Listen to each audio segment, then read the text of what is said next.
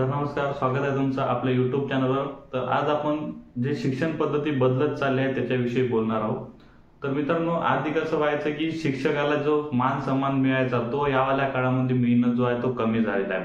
म्हणजे आपण जे आहे खेडेगावामध्ये किंवा अशा साध्या गावामध्ये जर पाहत असाल तर शिक्षकांना जो आहे तो तेवढा मान मिळत नाही। आधी कशी गोष्ट राहत होती की जर आपले शिक्षक जर आपल्याला रोडनी जरी जाताना दिसले तरी मुलगा जो आहे हा घरी जात होता।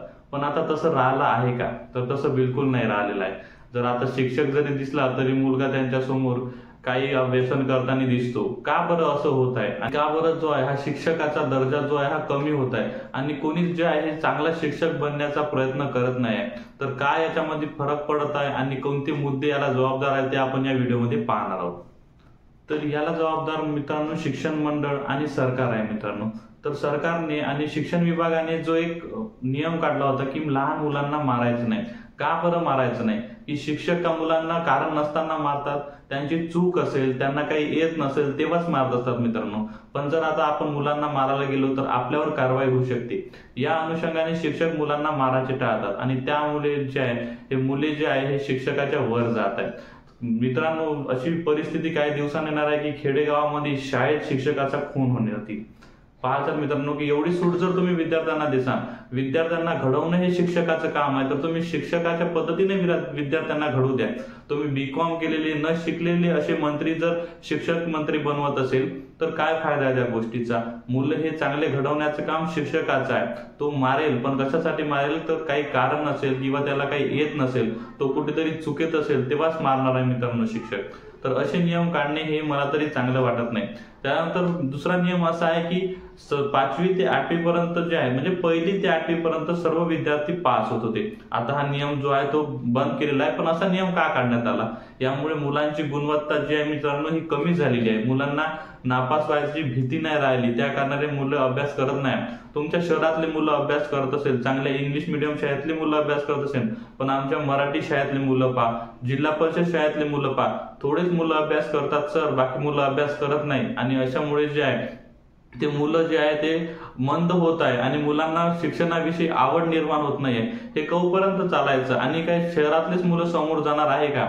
या प्रश्नाचं तुम्ही उत्तर दिलं पाहिजे। तर शिक्षकांच्या डोक्यावर टाकण्यात येणारे अतिरिक्त काम, जसे निवडणूक आली तर शिक्षक, जनगणना आली तर शिक्षक, असे विविध काम जे आहे शिक्षकांच्या डोक्यावर टाकले जातात। मधातच कोणती परीक्षा येतात, प्रथम सत्र परीक्षेच्या वेळेस तुम्ही दुसरीच परीक्षा आणून टाकता, घटक चाचणीच्या वेळेस तुम्ही सेतू अभ्यासक्रम आणून टाकता। अशाने शिक्षकांचा जो भार आहे तो वाढत आहे आणि त्याची शिकवण्याची जी शैली आहे ते कमी होत आहे। जर तुम्ही याच कामामध्ये शिक्षकांना गुंतवून ठेवणार, वर्षातून 2 वेळा ट्रेनिंगला पाठवता, ती ट्रेनिंग बरोबर होत नाही, आता मुलांना गुणवत्ता मिळणार कशी आहे? तुम्ही यानंतर रखडलेली शिक्षक भरती 2014 पासून सरकारने शिक्षक भरती केली नाही। कोणत्या शाळेमध्ये फक्त 2 किंवा 3 शिक्षक आहे।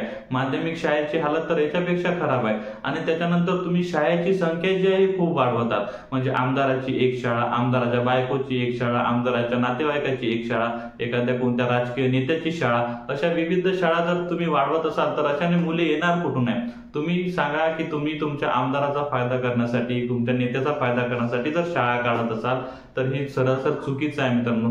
एकाच गावामध्ये 2-3 शाळा होते, त्यावेळेला एरियामध्ये 4-5 शाळा, 2 आश्रम शाळा, अशा प्रकारच्या जर शाळा निघत असेल तर मुलं मिळणार कुठून आहे? त्याच्यानंतर तुम्ही म्हणता की शाळेचा पट जो आहे हा समान राहिला पाहिजे, नाहीतर जो शाळेचा वर्ग आहे तो बंद करण्यात येईल। तर शिक्षकांनी करायचं काय?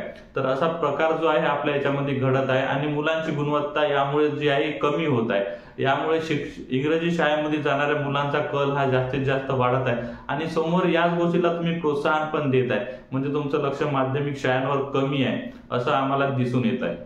जर तुम्ही पण एक शिक्षक असाल किंवा एका विद्यार्थ्याचे बाप असाल तर तुम्हाला जर हा व्हिडिओ आवडला असेल आणि मी दिलेली माहिती जर खरी वाटत असेल आणि तुम्हाला सुद्धा वाटत असेल की ही शिक्षण पद्धती बदलली पाहिजे आणि आपल्या इकडल्या जिल्हा परिषद शाळा आणि माध्यमिक शाळांची कंडिशन पण सुधारली पाहिजे आणि आपल्या विद्यार्थ्याला चांगलं शिक्षण तिथे मिळालं पाहिजे, तर आपला व्हिडिओ जास्तीत जास्त शेअर करा। आणि माझं जर कुठं काही चुकत असेल तर मला कमेंटमध्ये सांगा। आणि शिक्षक लोक जर तुम्हाला काही वाटत असेल की मी चुकीची माहिती देत आहो तर तुम्ही मला कमेंट करून सांगू शकता। आणि आपला व्हिडिओ हा जास्तीत जास्त शेअर करा। धन्यवाद।